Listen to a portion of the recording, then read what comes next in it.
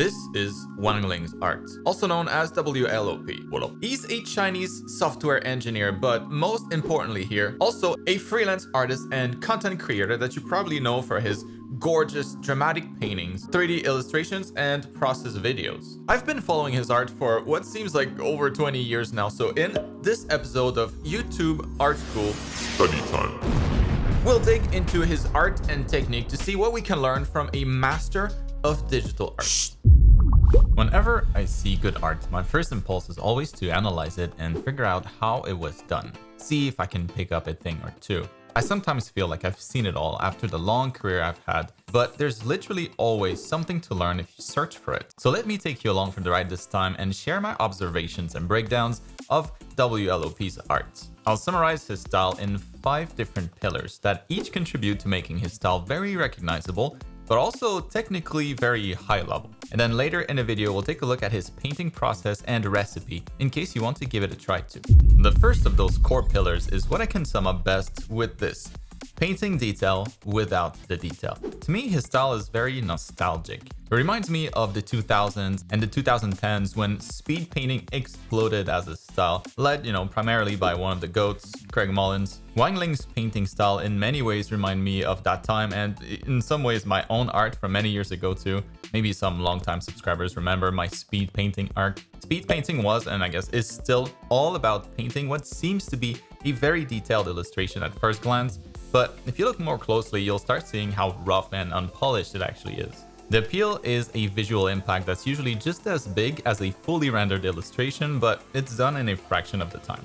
So if we zoom into any of his paintings, we can tell right away how messy it looks. Yet, as a whole, it kind of looks relatively polished. That's what you get when, as an artist, you're able to redirect the attention of the viewer to areas that have detail and away from the areas without. You gotta be able to do this, otherwise this does not work. In his case, we can see he tends to render out the skin of his characters a lot more than the rest. And because it's more rendered, it grabs our attention. Like when you look at this painting, where do your eyes go? Probably here, and here, right? We don't even notice this mess unless we stare a bit longer. Clarity is eye-catching, chaos isn't. And to achieve all those details without painting every bit of it, you need the second pillar: good control over the brushes you're using. In this case, Photoshop brushes. To be fair though, you could likely recreate his style in any painting software because the brushes that he uses, at least from what I've seen, are fairly simple. So let's take a look. He's got some pastel or dry oil brushes that we can spot here and here that give a very dry textured feel. And it looks like he tends to use those a lot as a first step before rendering the area, when he does, which is not often. They serve kind of as a base layer onto which he'll also use a soft brush for the comparatively smooth skin of his painted ladies. Also for the lighting effects and atmospheric effects like, glare, fog, and smoke. And then he's also got a bunch of more specialized brushes made for his characters, like hair and the outfit details, like the full opacity max pressure brush that he uses to paint metals. Blend modes also make a big difference in how you use brushes, and from what I've seen, is a big fan of the color dodge mode, which is best for more like realistic work like his, since it brightens colors in a more natural way versus something like hard light or overlay that I tend to use. But color dodge is kind of tricky because you can easily add too much and kind of burn the color, so just be careful if you use that too. Small amounts. But yeah, textured brushes in the right hands can be great to add the impression of detail without actually painting every detail. The third pillar that makes up his style is his mastery of lighting. We can see his process right here on YouTube from his channel, and I can tell that it's important to him since he blocks it in super early in the process, during the sketching phase. Usually the logic is for stuff that's not as important to be tackled later in the process, and what really counts is best figured out early, at least that's how I teach it, because it makes sense. In his case, light will be used often to guide the eyes towards what's important, and he achieves this primarily by adjusting the level of contrast between the light and the dark values. More contrast for parts where he wants the viewer to pay attention to, literally using light to guide your gaze. And then lower levels of contrast, meaning less of a difference between the lightest and the darkest color for areas that we shouldn't really pay too much attention to. His colors are usually pretty muted, quite desaturated, which just makes the lighting stand out even more.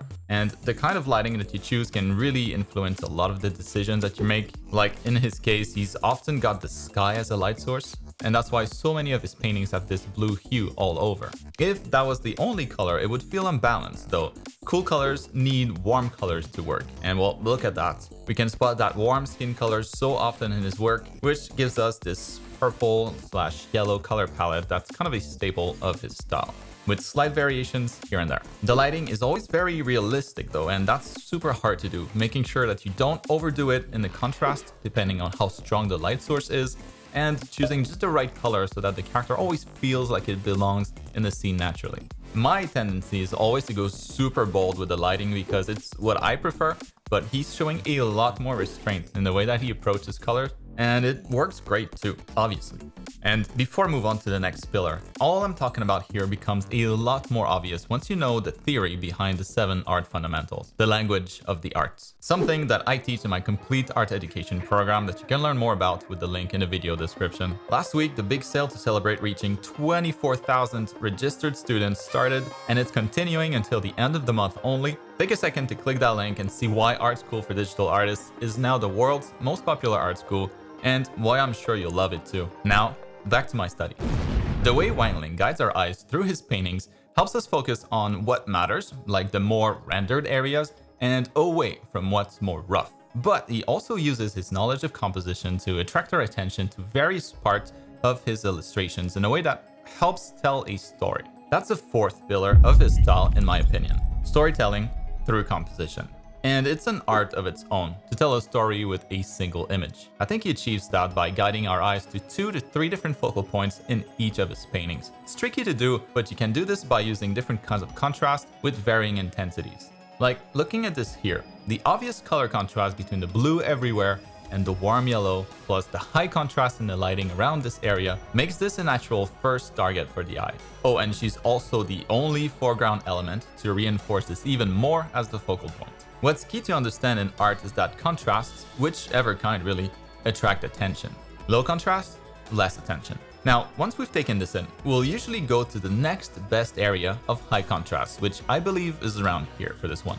The way that her body is pointing in that direction helps our eye go there next, and this time we're missing the color contrast, but the light contrast is definitely still there. So from here we might quickly glance at the rest of the painting, but the story is kind of complete already. Looking at both main and secondary focal points in this order helps us understand it better. You know, like first we see her staring into the distance, but the reason isn't immediately clear, and then we understand what she truly sees once we make it to the second focal point, seeing a past that is now lost.